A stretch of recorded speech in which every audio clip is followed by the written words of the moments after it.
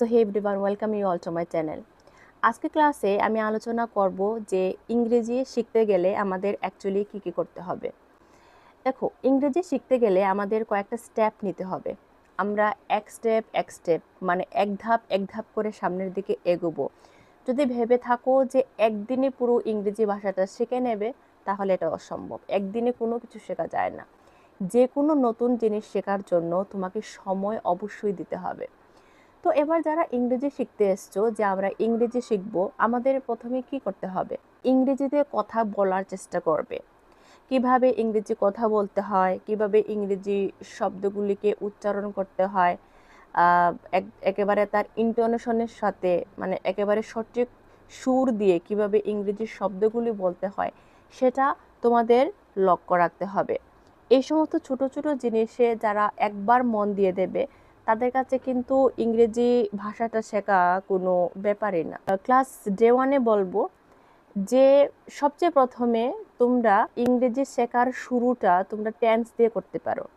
Tense বলতে, যেমন ধরো, তোমরা অনেকেই শুনেছ যে I am good, you are dark, they are student, she is playing. এই ধরনের সেন্টেন্স আশা করি তোমরা সবাই শুনেছ। এবার এখানে যে আমি এম, ইজ, আর এই শব্দগুলিকে বলেছি সেন্টেন্সগুলির মধ্যে, দেখো, am, is, are, was, were এগুলিকে বলা হয় কিন্তু টু বি ভার্ব। ওকে, মনে রাখবে, am, is, are, was, were এগুলিকে বলা হয় টু বি ভার্ব। হ্যাঁ, এবার এই টু বি ভার্ব দিয়ে কিভাবে সেন্টেন্স তৈরি করা যায় সেটাতে তোমরা একটু মনোযোগ দাও। দেখো, আমি প্রথমে কি বলি যে আই এম মানে আমি হই। ইউ আর মানে তুমি হও। সি ইজ মানে সে হয়। অমল হয়। আমরা হই, উই আর। তারা হয়, দে আর। তোমরা হও, ইউ আর। এখানে দেখো, প্রত্যেকটা সেন্টেন্সে কিন্তু আমি এম, ইজ, আর এর ব্যবহার করেছি। ওকে, তারপরে যেমন আই ওয়াজ, আমি ছিলাম। হি ওয়াজ, সে ছিল। দে ওয়্যার, তারা ছিল। ইউ ওয়্যার, তুমি কিংবা তোমরা ছিলে। আমরা ছিলাম, উই ওয়্যার। আমি ছিলাম, আই ওয়াজ। এখানে দেখো, এই সেন্টেন্সগুলোতে আমি কিন্তু ওয়াজ কিংবা ওয়্যার এর ব্যবহার করেছি। এবার যখনই আমি সাবজেক্টের সঙ্গে এমিজার কিংবা ওয়াজওয়্যার ব্যবহার করেছি, প্রত্যেকটা এই সেন্টেন্সের বাংলা অর্থ কিন্তু একটু একটু বদলে গেছে। ঠিক আছে, তো তোমাকে এই জিনিসগুলোকে ক্লিয়ার করতে হবে যে আই এর সঙ্গে এম বসে, ইউ এর সঙ্গে আর বসে, হি এর সঙ্গে, সি এর সঙ্গে, ইজের সঙ্গে, কোনো একটা ছোট নামের সঙ্গে ইজ বসে। ওকে, তারপরে যদি ওয়াজওয়্যারের ব্যবহার দেখো, তাহলে দেখবে I, he, she, it, name এগুলির সঙ্গে ওয়াজ বসছে।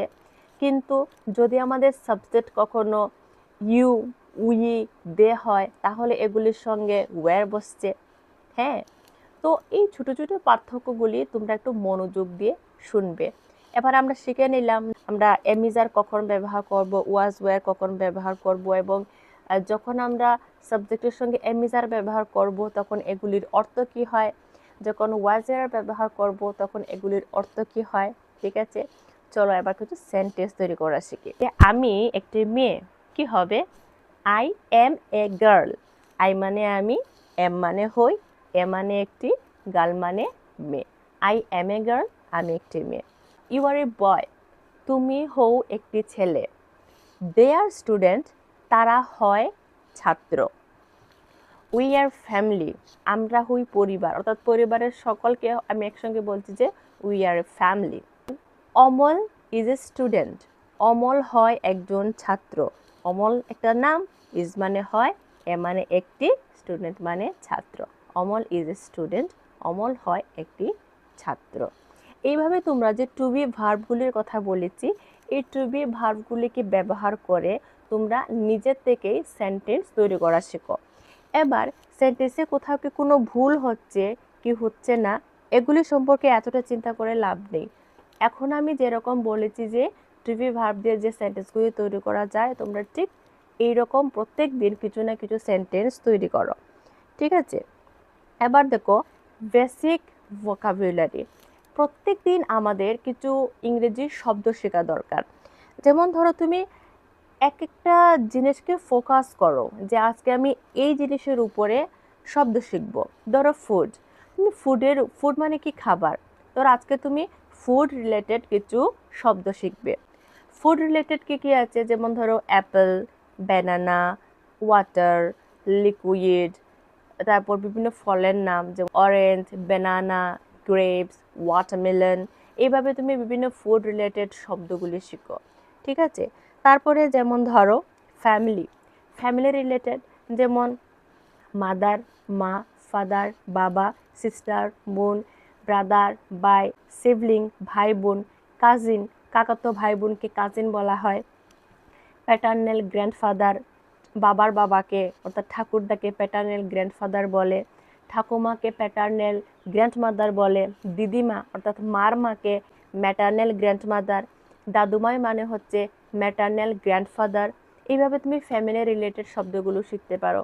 এইভাবে প্রত্যেকদিন চেষ্টা করো যাতে কোনো একটা বিষয়ের উপর বেস করে নতুন নতুন ইংরেজি শব্দ শিখতে পারো, ঠিক আছে। তারপরে আসছে লিসনিং অ্যান্ড স্পিকিং। লিসেনিং এবং স্পিকিংয়ের মধ্যে কী আছে দেখো। Listen to a short conversation. প্রত্যেক দিন তোমরা বইয়ের যে কোনো একটা ইংলিশ প্যাসেজ পড়ো, বুঝো কিংবা না বুঝো সেটা পড়ের কথা। তোমরা সেন্টেন্সগুলোর মধ্যে দেখবে যে কোথায় am is are was were ব্যবহার করা হয়েছে। এই am is are was were ধরে ধরে তোমরা সেন্টেন্সগুলোকে পড়ো, দেখবে ধীরে ধীরে একটু একটু করে তোমরা কিন্তু বুঝতে পারবে। প্রথম দিন কঠিন মনে হবে, বাট ধীরে ধীরে এগুলি তোমরা বুঝতে পারবে। তারপরে pay attention to pronunciation and intonation. দেখো আমি এখন বলেছি যে প্রত্যেকটা শব্দকে কিভাবে উচ্চারণ করতে হয় এবং তার উচ্চারণের স্বরটা কীরকম হওয়া দরকার এটার উপরে একটু গুরুত্ব দেবে। যেমন আমি এখানে একটা শব্দ বলেছি প্রোনাউন্সিয়েশন। এই শব্দটাকে বেশিরভাগ স্টুডেন্টরাই প্রোনাউন্সিয়েশন বলেন, বাট না, এটার উচ্চারণ হচ্ছে প্রোনাউন্সিয়েশন। ওকে, তারপর কি বলেছি ইন্টোনেশন। আমার প্রত্যেকটা সেন্টেন্স থেকেই তোমরা কিছু না কিছু শিখতে পারবে। ইন্টোনেশন মানে কি স্বর। যেমন ধরো প্রোনাউন্সিয়েশন আমি কিভাবে বলেছি প্রোনাউন্সিয়েশন। এবার এই কথাটা যে বলেছি বা এই শব্দটা যে বলেছি তার কীরকম উচ্চারণ ভঙ্গি এটাকে বলে ইন্টোনেশন মানে হচ্ছে তোমার কথার ভঙ্গি বা তোমার স্বর ভঙ্গি, ঠিক আছে। এইভাবে যে কোনো একটা শব্দ কিভাবে উচ্চারণ করতে হয় সেটার উপরে একটু লক্ষ্য রাখবে। তারপরে দেখো প্র্যাকটিস স্পিকিং। প্রত্যেক দিন একটু না একটু ইংরেজিতে কথা বলার চেষ্টা করো। তারপরে introduce yourself using to be. প্রত্যেক দিন টু বি অর্থাৎ am is are was were এই টু বি ভার্বগুলো দিয়ে প্রত্যেক দিন সেন্টেন্স তৈরি করো এবং সেই সেন্টেন্সগুলি নিজে থেকে নিজেই বলার চেষ্টা করো। Okay, ask someone what is your name and response. তোমার সামনে যে লোকটা আছে তাকে ইংলিশে প্রশ্ন করো, হোয়াট ইজ ইউর নেম, তোমার নাম কি। হোয়ার আর ইউ ফ্রম, তুমি কোথা থেকে এসছো। হাউ ওল্ড আর ইউ, তোমার বয়স কত। তোমার বাড়ি কোথায়, হোয়ার ইজ ইউর হোম। ওকে, এইভাবে তুমি কিন্তু কাউকে প্রশ্ন করতে পারো এবং যত বেশি প্রশ্ন করবে তত বেশি শিখতে পারবে এবং তোমার সামনে থাকা ব্যক্তি তোমাকে কি রেসপন্ড মানে হচ্ছে তোমাকে কি প্রত্যুত্তর দেয়। হ্যাঁ, তো তার রেসপন্সটাকেও তুমি লক্ষ্য রাখো এবং চাইলে যদি তুমি ইংলিশ কনভারসেশন করার মতো তোমার কোনো বন্ধুবান্ধব না থাকে তাহলে তুমি আয়নার সামনে নিজেকেই প্রশ্ন করো, আবার নিজে থেকে উত্তর দাও। এটা কিন্তু একটা ভালো প্র্যাকটিস হয়। হ্যাঁ, তারপরে হোমওয়ার্ক। প্রত্যেক দিন ইংরেজি শেখার জন্য আমাদেরকে কি হোমওয়ার্ক করতে হবে দেখো। Practice writing nouns and sentence using this word. যেমন আয়না, মিরর, কড়াই, ওক, আলো, লাইট, পাখা, ফ্যান, ধরো কলম, পেন, এরকম কিছু কিছু শব্দ তোমরা শিখো এবং সেই শব্দগুলি দিয়ে এক একটা সেন্টেন্স তৈরি করার চেষ্টা করবে। ওকে, তারপরে listen to a short conversation and try to repeat what was shed. তোমরা প্রত্যেক দিন যে কোনো যদি বই পাও তো বইয়ে পড়বে এবং প্রত্যেকটা সেন্টেন্স পড়ার পরে নিজে থেকে সেই সেন্টেন্সগুলি বলার চেষ্টা করবে। তাছাড়া যদি তুমি কোনো গল্প, সিনেমা, মুভি এগুলি মোবাইলে বা টিভিতে দেখে থাকো তাহলে তার ওই টিভিতে বা মোবাইলে বলার পরে তুমি নিজের থেকে ওই সেন্টেন্সগুলি বলার চেষ্টা করো, তাহলে দেখবে তোমার ইংরেজি শেখাটা খুবই তাড়াতাড়ি হয়ে যাবে, খুবই ফ্রুটফুল হবে। তুমি অল্প দিনে কিন্তু ইংরেজি শিখতে পারবে। তো আজকে যা কিছু আলোচনা করলাম এগুলো যদি তোমাদের উপকারে আসে অবশ্যই ভিডিওটাকে একটা লাইক করবে, চ্যানেলে প্রথমবার হয়ে থাকলে এখনই চ্যানেলটাকে সাবস্ক্রাইব করে নাও to get more information from my channel. Thank you very much.